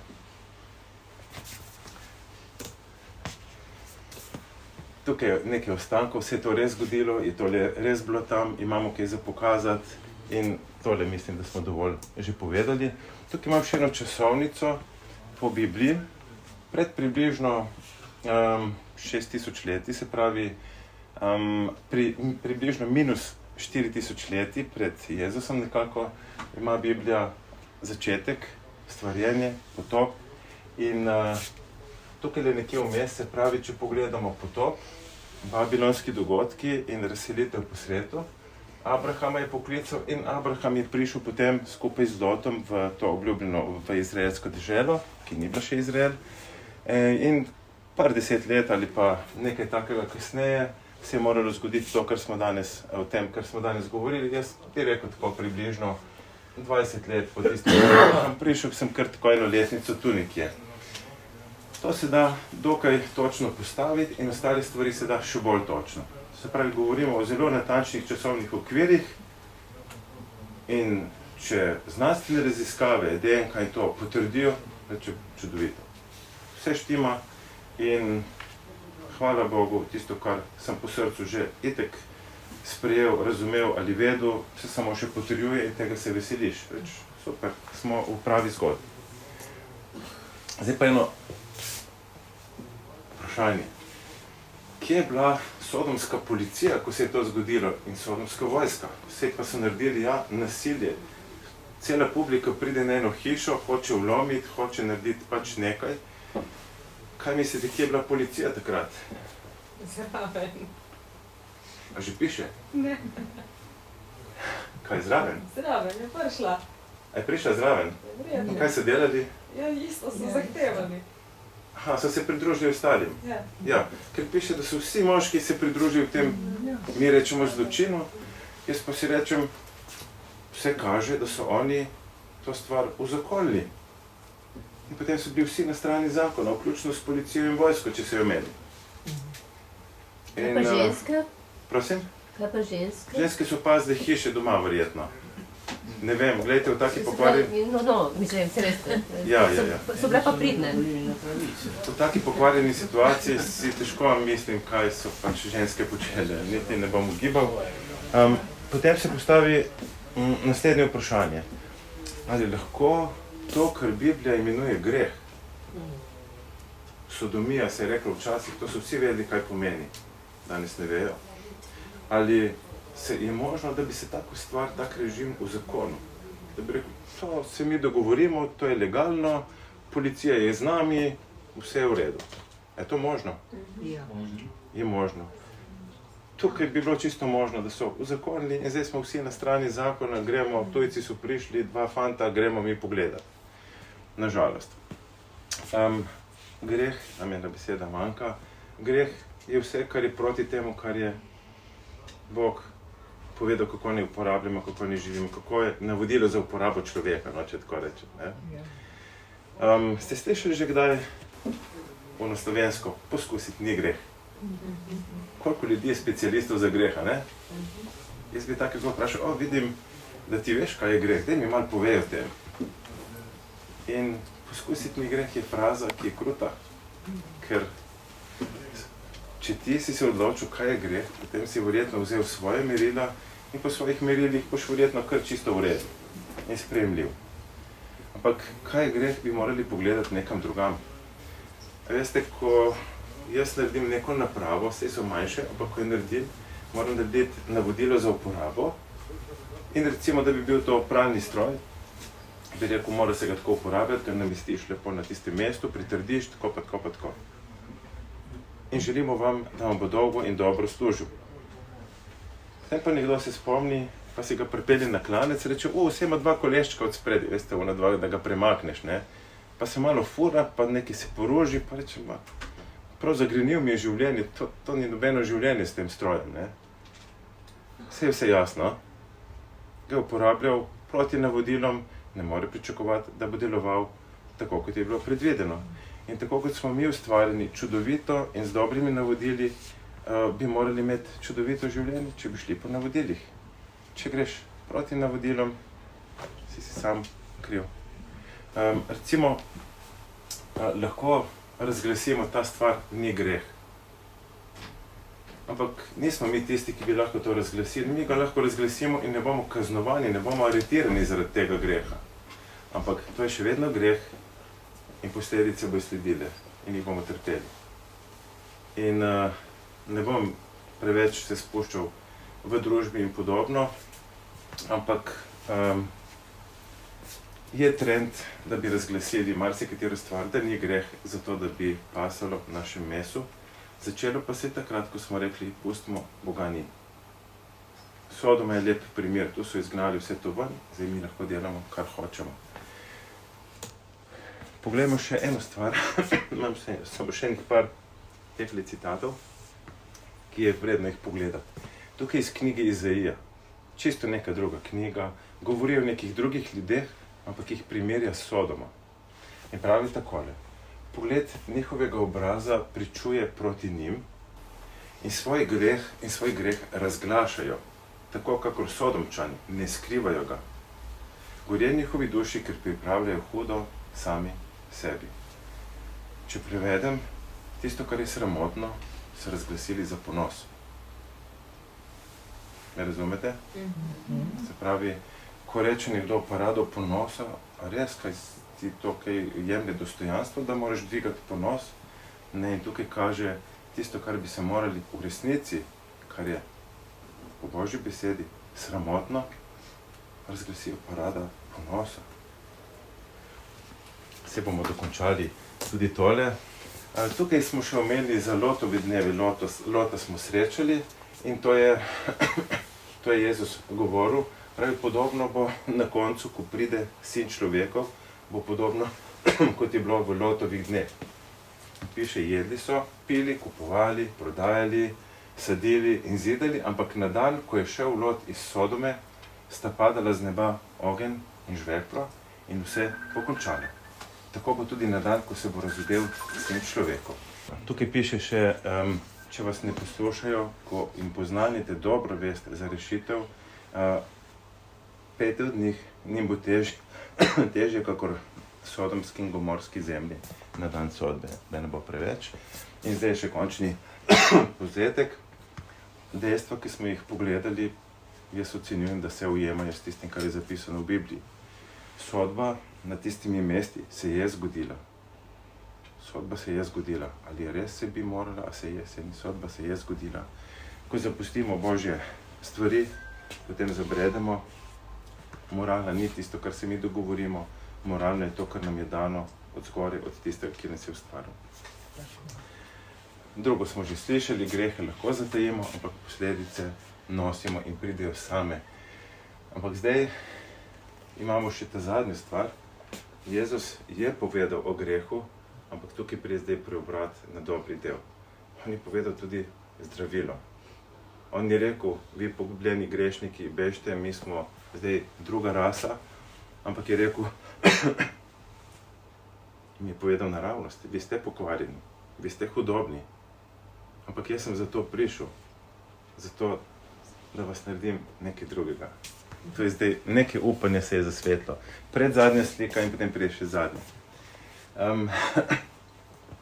Apostol Pavel je napisal cerkvi vernim v Korintu, se pravi Grčija, večje mesto, tako je bila skupina zbrana, ali pa jim je napisal in je napisal takole: ne dajte se zavesti, ne nečistniki, ne malikovalci, ne prešuštniki, ne moške vlačuge, ne homoseksualci, ne tatovi, ne pohlepneži, ne pijanci, ne opekljivci, ne ropari, ne bodo dediči Božjega kraljestva. Je naštel kar eno hudo tolpo ljudi tlele, če tako rečemo. In potem pravi, in takšni ste bili nekateri. Pretekli čas. Ste bili nekateri. Se pravi, bili so v tem in zdaj niso več. Ste bili taki, toda. In tale toda nam vliva neko upanje. Piše toda, bili ste umiti, bili ste posvečeni, bili ste opravičeni v imenu Gospoda Jezusa Kristusa in v duhu našega Boga. Jezus bi rekel, Sodomčani, vi ste skrajno pokvarjeni, ampak jaz vas ne sovražim, obstaja možnost, da bi bili umiti, tako kot je bila Marija iz Magdale. Tudi če je imela demone, jaz jih izženem. Tudi če je imela greh, odpustim. Tudi če je kaj bila bolna, jaz jo zdravim. In je nova, sije, cveti in to je novo življenje. Amen? Po hebrejsko, to je po hebrejsko, veste, ne? Tako, zdaj smo prišli do konca, navedel sem pač vir iz Svetega pisma in nič, bom rekel hvala, ker ste naju pozorno poslušali in to je to.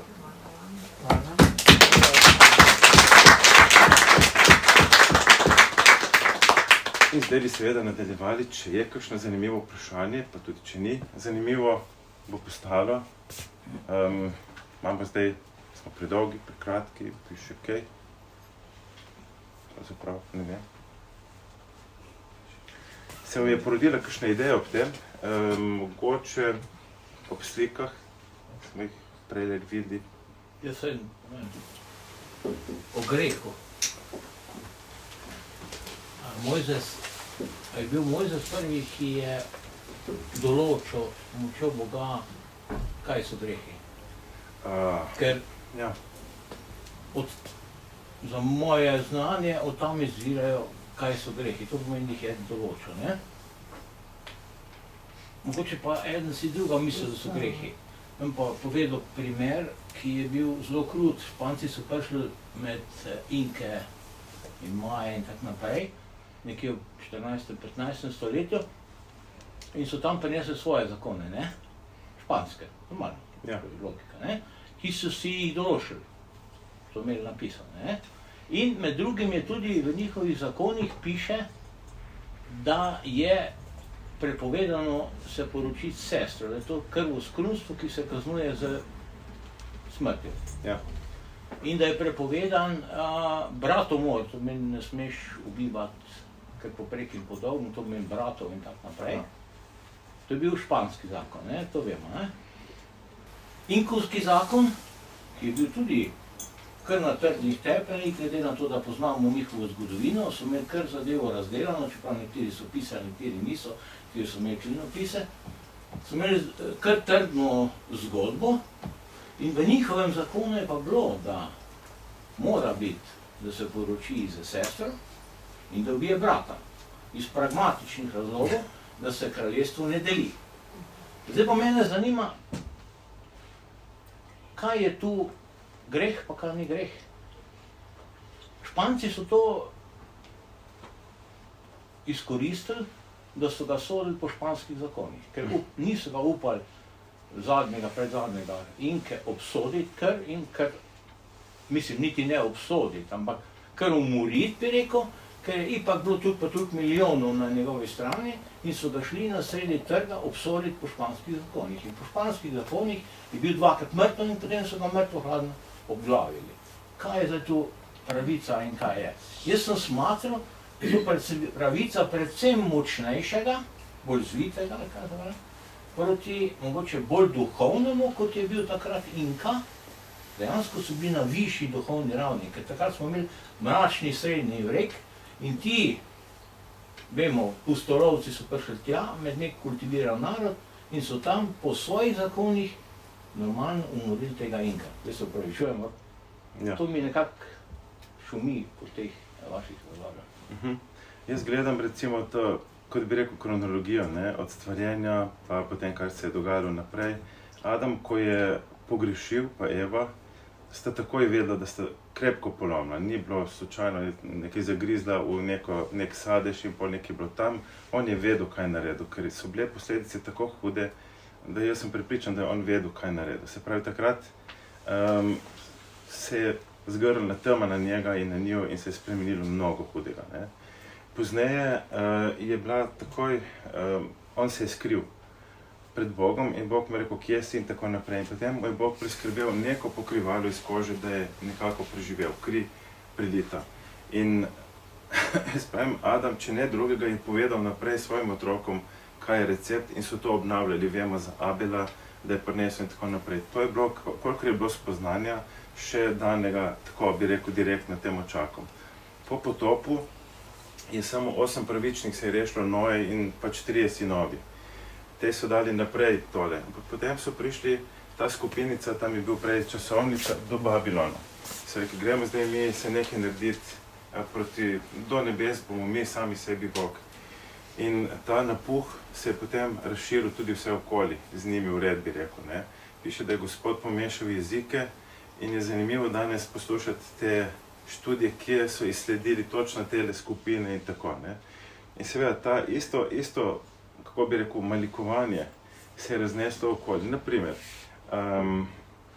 ko beremo v Jozvetovi knjigi, naprimer, ko so šli napasti en kraj tlele v Izraelu, je nekdo našel tam nekje v tem kraju en babilonski plašč. Jaz se sprašujem, odkje je ta babilonski plašč prišel tja? Iz Babilona, ampak očitno se je to razselilo in je nekaj takega prišlo. To. Pozneje je pa bilo takole, stvari so se širile in piše, da pred postavo se greh ne more zaračunati, je bilo povesti, kolikor je kdo vedel. In recimo, ko beremo, da sta Adam, Eva imela pač prve otroci so se morali ženiti med sabo. Ni bilo problema, danes je razlaga možna, ker ni bilo prepovedano, ni bilo to razglašeno kot greh, ni bilo problem z dednostjo, ker so bile DNK, bi rekel, še sveže, čiste in ni bilo moten. Ko se napake iz enega in drugega ujamejo pri sorodnikih, to je velik problem. Se pravi, takrat je bilo, Potem pa v nekem trenutku je bilo tega konec, je bilo že preveč teh napak, ravno ki sem jih prej omenil, in je bilo razglašeno, to ni več dovoljeno, to ni dovoljeno, to ni dovoljeno.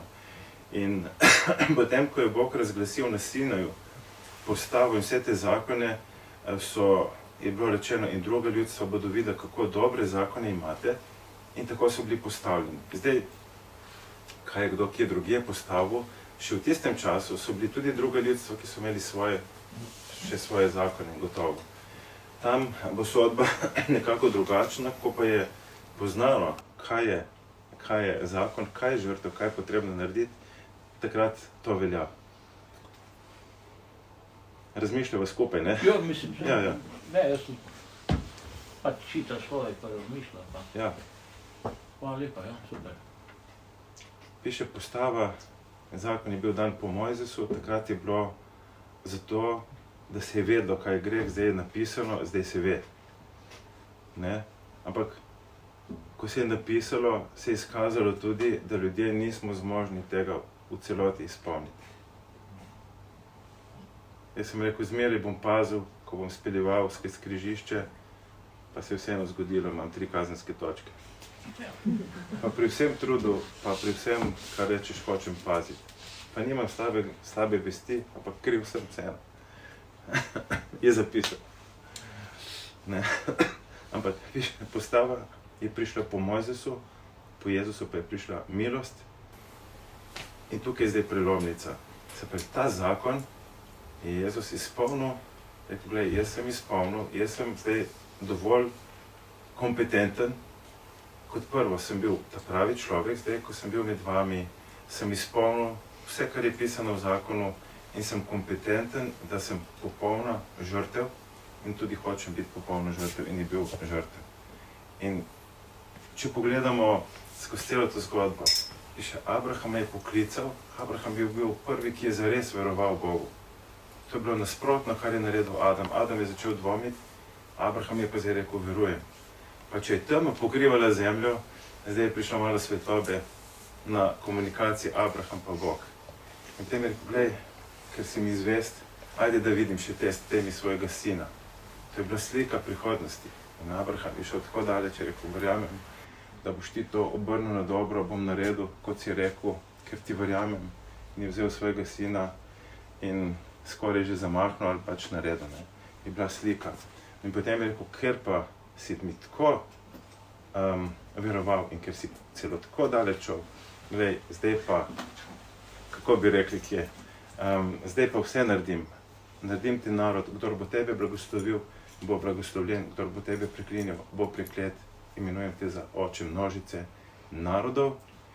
In ta beseda naroda ne pomeni izbrani izraelski narod, ampak pomeni vse ljudi. Po hebrejsko izraelski narod se reče Am. Niste moj narod, se reče Loam, Loami, če se spomnite.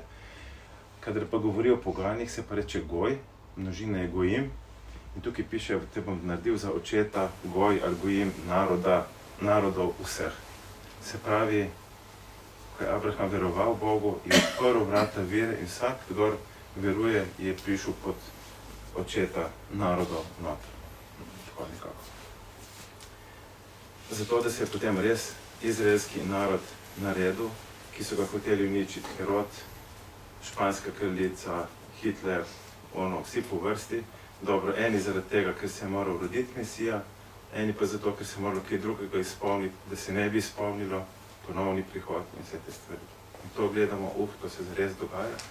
Ko pa je prišel narod izraelski, so nastali pogoji, da je točno v pravem času, točno na pravem mestu se rodil v hiši kruha, Betlehemu, tak je bil obljubljen, da je sam kruh iz nebes, tako kot sem povedal, in vse tisto in rečeš, wow, ta zgodba se zloži skupaj.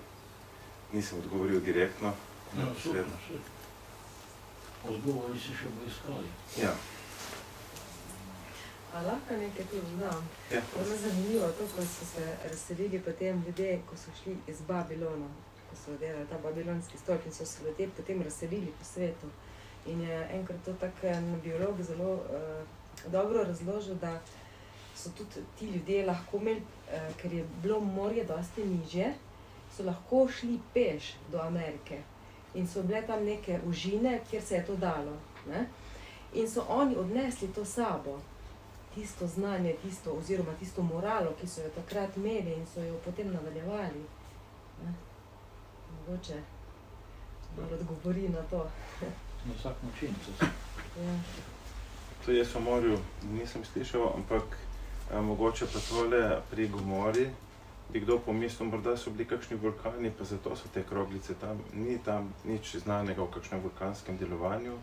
In od Jožefa Flavija naprej, ki on še lahko videl te stvari, se tudi ni nič posebnega zgodilo z gladino morja, tako da vse je še tako, kot je bilo in tako, kot je on napisal, ko vidimo še danes. Ja. Je pa gladina morja, tako kot zanimivost, ker je to potopisni dogodek približno 400 metrov nižje od Sredozemskega morja. Predstavljate? Ja. Se pelješ z avtom dol, ti začne kazati -30, -40, -50, koliko si nadmorske višine, v resnici si podmorska višina. Ne? No, vsekakor pol, tudi še ni bilo morje nizko, jaz ne vem, če to, ta trditev tega biologa drži, ampak nekako so prišli do tja, no? Ja. Do teh mest, so se razselili. Ja. Ja. Danes je ravno to, kar sem prej omenil. Vsej lahko pokažem sliko, če bi koga zanimalo. Evo, to je ravno tale mož, ta knjiga je šla julija meseca, če se ne motim, tudi nekje letos. Se pravi, jaz sem jo ravno dolgo, koliko sem jo prelistal, da vem, obstaja, je tudi nekaj posnetkov in on dosti stvari pripoveduje. In pravi, glej, biblijska kronologija mlade zemlje, pravijo oni, se pravi 6000 let človeka, to stoji. In rekel, kaj se zgodi, če ti vseeno dopustiš hipotezo o milijonih let. Še eno bi vam povedal, 200 000 let, kolikor naj bi živel človek. Veste, koliko ljudi bi moralo biti na zemlji? Sem danes še enkrat, prav zaradi tega sem naredil še en hitri poskus, in ne vem, če vas ne bi zamoril, če imate radi kakšno matematiko in take stvari. Ampak tlele še ena puščica bi morala biti, kje pa si. Ne, kam je šla puščica? Tlele bi morala, je bil še ena. Evo tale. Recimo, sem poskusil, pa sem že kdaj prej, danes sem prav za na hitro poskusil narediti takšen račun. Vam pokažem začetek, boste razumeli, nič tako težko. Recimo nekega leta nič. Prideta prva dva starša na nek prazen kontinent. In pri 30 letih se jim rodijo nekako 3 otroci, da je lažje za izračun.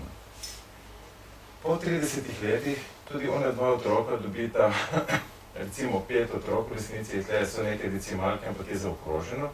Pa potem teh 5 bo dobilo naprej 7, pa teh 7, 10. V resnici sem dal nekako tako, da pride približno na starša 1,5 otroka. Se pravi, en par ima 3 otroke, je to dosti, je to gromozansko, je to malo, kaj bi rekli, je to realistično? Je, ponekod je 4, ponekod je 8.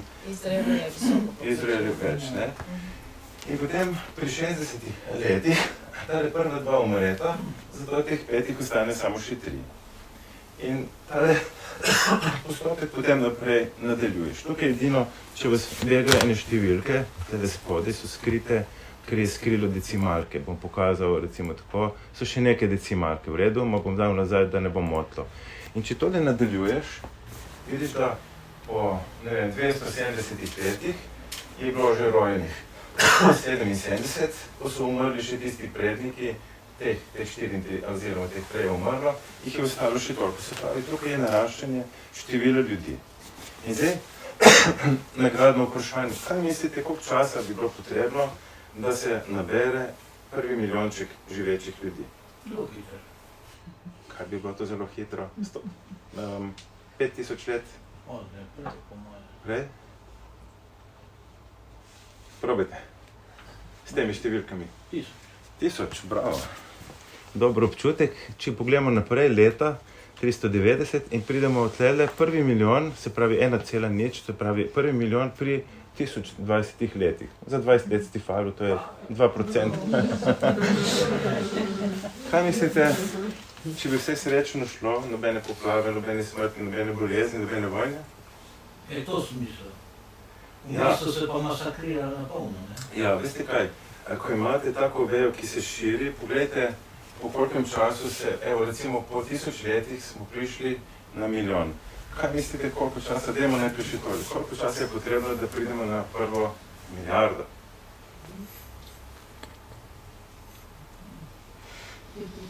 Ena milijarda je 1000 milijonov. 5800. Ok, poskusimo, se strinjate? Preden dam naprej, lahko gibate se. A vam dam malo večje številke? Ja. Ker leta 500 so šli Mohamed, pa je začel delati po 10-15 otrok in pol zelo hitro. Ja, me jih dosti pomoril potem drugih. Že v času njegovega življenja jih je ogromno. Ja. Ma takole, če si predstavljate, to je tako, tale rast se imenuje eksponentna rast, naenkrat začne grozna rast. Pa če to eksponentno rast odrežeš eno vejo, tam bo še vedno naprej eksponentno raslo. Ampak govorimo tako, da vidimo, gremo do naslednje milijarde in pridemo do 1530 let. To je en tak grob račun, lahko bi bil dosti malo več, malo manj, ampak po mojem ni napačen. To pomeni, po prvih 1500 letih bi imeli že milijardo na svetu. Moje vprašanje je to, sigurno se je nekaj dogajalo, minilo je zdaj od Noeta 4500 let, nas je 8 milijard, bi šlo to skupaj, še kakšna vojna pa to? To zgleda dokaj realistično. Hipoteza o Darwinu pravi 200 000 let je človek že prisoten in se množi in množi. A gremo potegni dol do 200 000? Ne bom. Zmanjka zemlje. Recimo ena taka številka, potem tisto, kar sem povedal o informatiki, plus to, kar se je danes znano, plus še kakšne stvari, to je nemogoče, kako lahko to verjamete? Kaj se dogaja? Kdor verjame, če si v znanstvenem svetu, te takoj okarakterizirajo, da ti si še tam za časom, kljub temu, da mu ponudiš dokaze, pokažeš, da kakšne so luknje, pokažeš vse, ampak to je privzeto. Tako kot danes, sem prej pokazal, ki smo še malo gledali tole stvar, en članek, ki sem ga ta teden našel, en časopis znanstveni bo začel pregledovati članke, strokovne, znanstvene raziskave, če slučajno so žaljivi do skupin LGBT in podobnih in če so, jih ne bodo uvrstili v časopis. Kar pomeni, da boste brali v časopisu znanost, ampak samo prečiščeno, boste slišali samo en del resnice. Ne? To pomeni, recimo, da dam en grob primer. Če se bo izkazalo, da bo nekdo naredil raziskavo, da so moški malo bolj zaostali, na primer, tudi če je to znanstveno dokazano, ne sme tega objaviti in jaz si s tem ne morem pač nič pomagati, ker tega ne zvem. Sem dal tak primer, ne? Okay. Se pravi, da so današnji časi kar precej podobni tistim Lotovim časom. Ja, vse se strinjate, ne?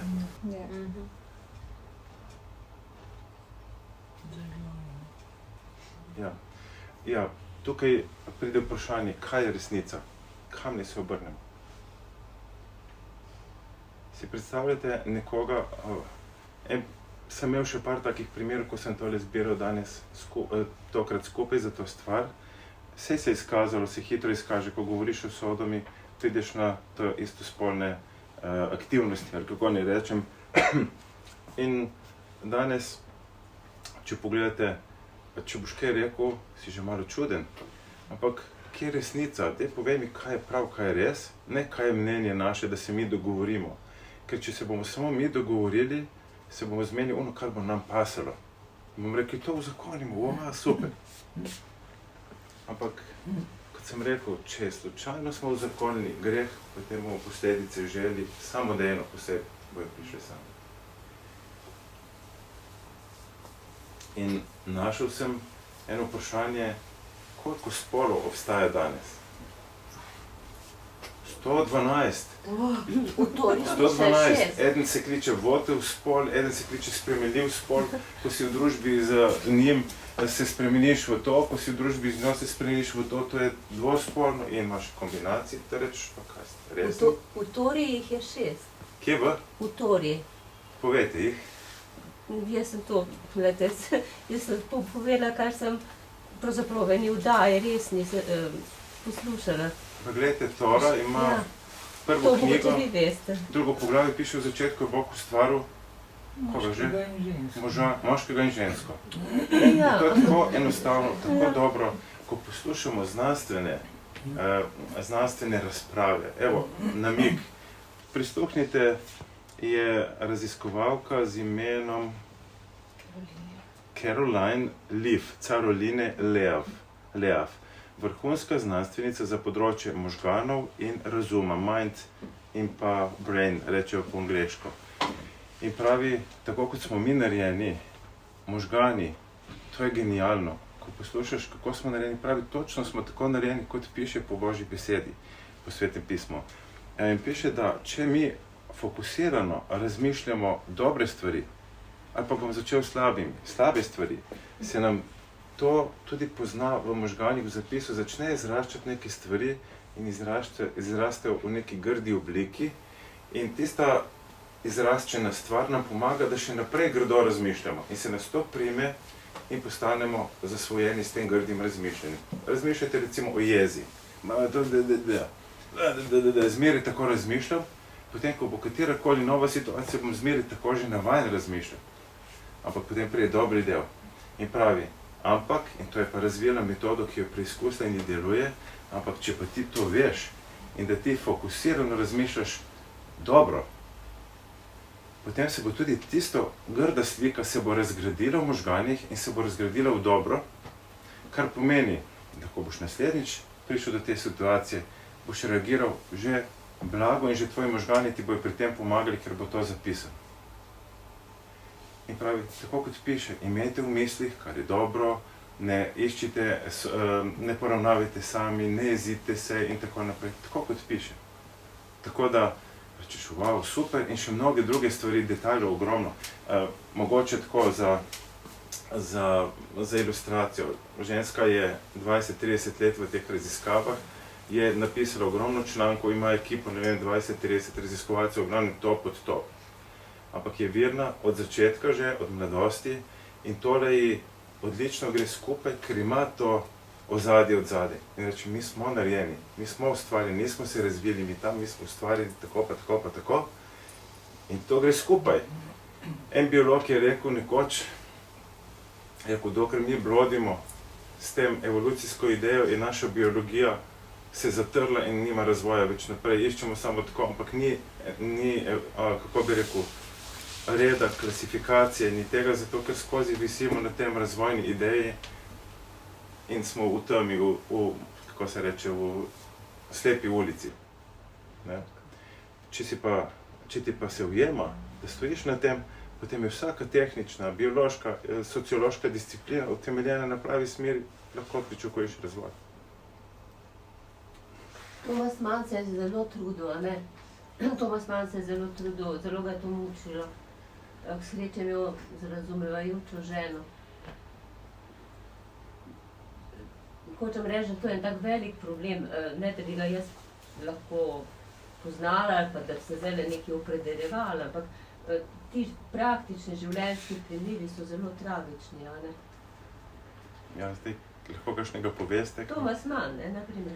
Ne poznam, razen da je bil... homoseksualec, ne, in se je zelo trudil kot en veren, dober Nemec, ne, in imel 5 otrok in razumevajočo ženo, ne, ki je razumela.